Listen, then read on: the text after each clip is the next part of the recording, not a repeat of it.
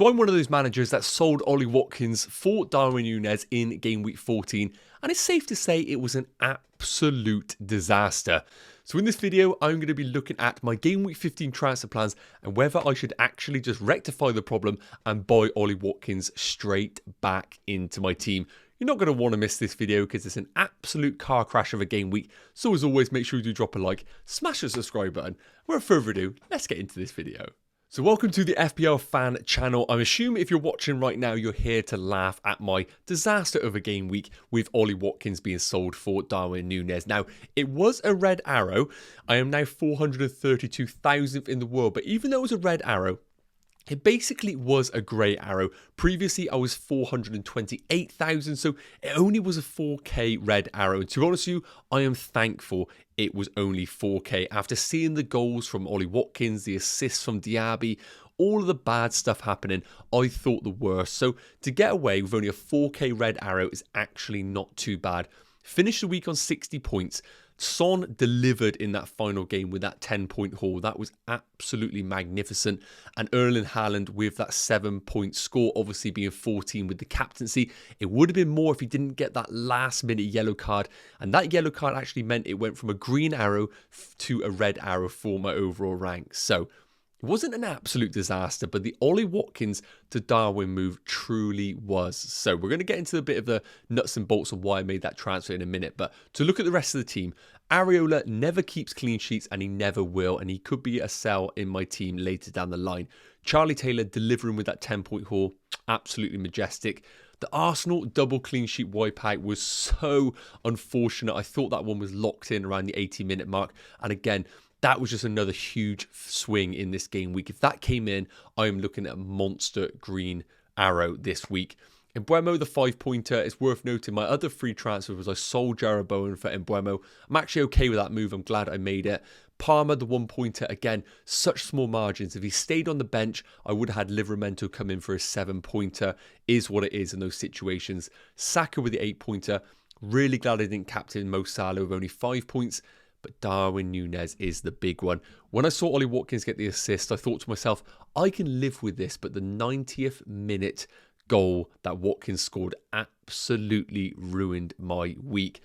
But I am not going to be tempting fate just yet. For those that watched my previous video know that the plan was to sell Ollie Watkins for the next 3 game weeks. I looked at it on paper, Bournemouth away, Man City at home, Arsenal at home. I looked at those 3 fixtures and I looked at Darwin Nunez's home against Fulham, away against Sheffield United, and obviously away against Crystal Palace. And I thought this was an opportunity to swing against a highly owned Ollie Watkins that was injured at the time, but it didn't pay off. And sometimes these moves do not pay off. So let me get into the nuts and bolts of Ollie Watkins and Darwin Nunez and whether one of my free transfers should be actually just buying him back into our teams. So this is the big question right now. Should I just completely accept it was the wrong move, sell Darwin Nunez straight back to Ollie Watkins tonight and just keep him in my team long term? Now, a lot of people are probably going to need you at that transfer right now as we speak, but I'm going to try and be the word of reasoning for you right now. And also, I'm going to give you a reason on why I am not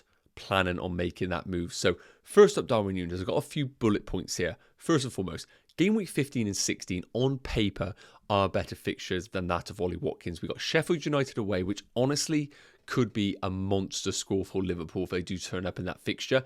The big question mark is, does Darwin Nunez play in that game? Played the full 90 minutes on Saturday or Sunday. Gakpo obviously came on as a late sub. Could we see Gakpo deployed as the number 9? Potentially. So even though Darwin has a brilliant fixture away against Sheffield United, is he actually going to play that game? That is the big question mark.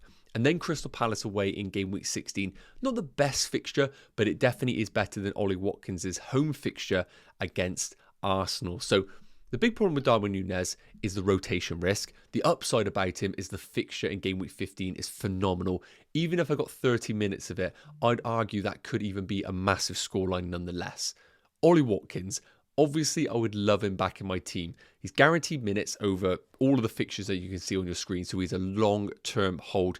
And importantly, in game week 18, he plays in the blank game week with a really good fixture at home against Sheffield United. He's only had 3 blanks all season. He's been Mr. Consistent. The only problem is the next 3 fixtures are tricky.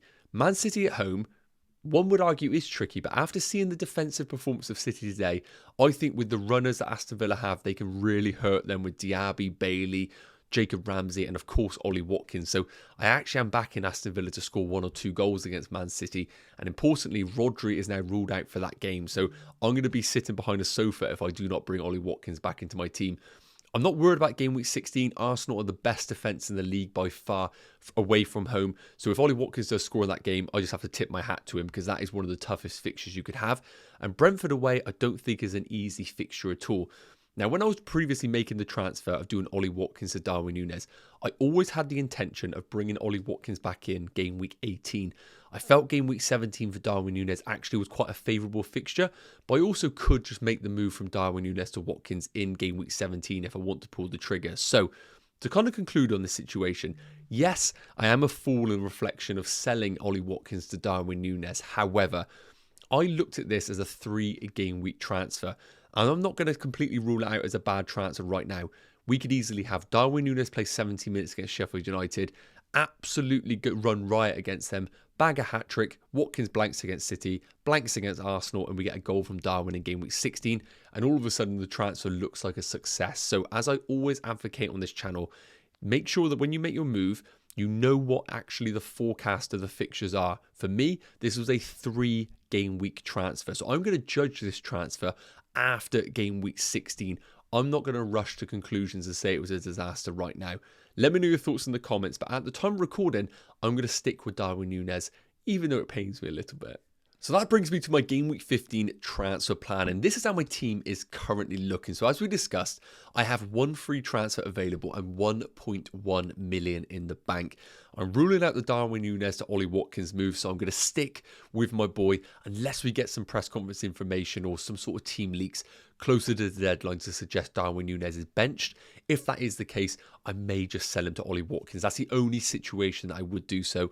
Otherwise, Ollie Watkins will be coming back into the team in game week 17 or game week 18. So, looking at the rest of the team, it looks really strong on paper. Areola away against Spurs is obviously the weak link going into this, and I will discuss that in a minute. But Guy at home against Bournemouth is good. Obviously, the double Arsenal defence I'm more than happy with. Midfield looks really strong. Cole Palmer come off the bench, so he is fit. He was just carrying a slight knock. So I'd expect him to return for that Man United game. And with Conor Gallagher getting a red card, we could even see him being deployed as the number 10, which I think that even enhances him as an option. Mbeumo is a long-term hold, Saka a long-term hold, and Mo Salah currently with the captaincy because it's so hard to look past that Sheffield United fixture. And then we have the 2 up top of Darwin Nunez and Erling Haaland. So, got Livramento first sub, perfectly fine. Could even be tempted to swap him for Guy. Now, the first transfer that I'm planning, potentially, is bringing in a Newcastle goalkeeper. Now, I'm going to put up the quote here from Eddie Howe, and it's regarding the injury to Nick Pope. We don't have any information right now how long it could be, but he could be getting surgery on a dislocated shoulder. And if that is the case, 3.9 million Dubravka becomes a serious option for our FPL teams. And if I was to do the transfer, I would simply style Strakosha for Dubravka and have him as my goalkeeper. Now on the screen, I'm going to put up the rotation of Areola plus Dubravka over the next few game weeks because it really does rotate well. It means I get a cheap asset in the Newcastle defence, and in some weeks I could play double Newcastle defence with both Livramento and Dubravka. With the budget I have available on my team, I have no easy route of getting Trippier in, so I think a double up in the Newcastle defence of those two can counteract not owning Trippier in my team. So that is the first transfer plan, and I'm really leaning towards that move to get myself a good fixture for this weekend. Even though I think Everton is a tricky fixture for Newcastle, I'd prefer having Dubravka than Areola away against Spurs. So that is my first intended transfer if I was to go down option 1. The second option, I have the money available, is to actually sell Mark Guy with that favourable home fixture against Bournemouth and bring in Pedro Porro. Now, I'm not saying they're going to keep a clean sheet at home against West Ham, and it's worth noting they have Newcastle the following game week, but Pedro Porro offers so much FPL value this season with the attacking potential on all set pieces in the absence of Maddison, and I think long term it's a defender I really want to own. I don't really own any defender in my team that is exciting. We got a lot of centre-backs in the team, and Pedro Porro is one of those few that really offers that kind of high upside who could easily get a double-digit haul. So my option B is potentially doing Guy to Pedro Porro, giving myself that option in defence for some high returns, but it would mean I'm sticking with Areola between the sticks. Option 3 is rolling the free transfer, going into game week 16 with a few extra transfers and looking to adapt the team with team news closer to the time. So at the time of recording, I am planning on doing Strakosha to Dubravka, getting myself that Newcastle defender and strengthening the depth of the team over this busy schedule. But I will wait until close to the deadline to hopefully get an indication on how long Nick Pope is going to be ruled out for our teams. And that will just leave me with captaincy on Mo Salah and the vice captaincy on Erling Haaland. But let me know your thoughts in the comments. Am I missing any obvious transfer for my FPL team? Yes, guys, okay, so that's going to wrap up today's Game Week 15 transfer plan video. Obviously, it is a ridiculously tight turnaround in this week with the Game Week 15 deadline being Tuesday, 6 p.m. UK time.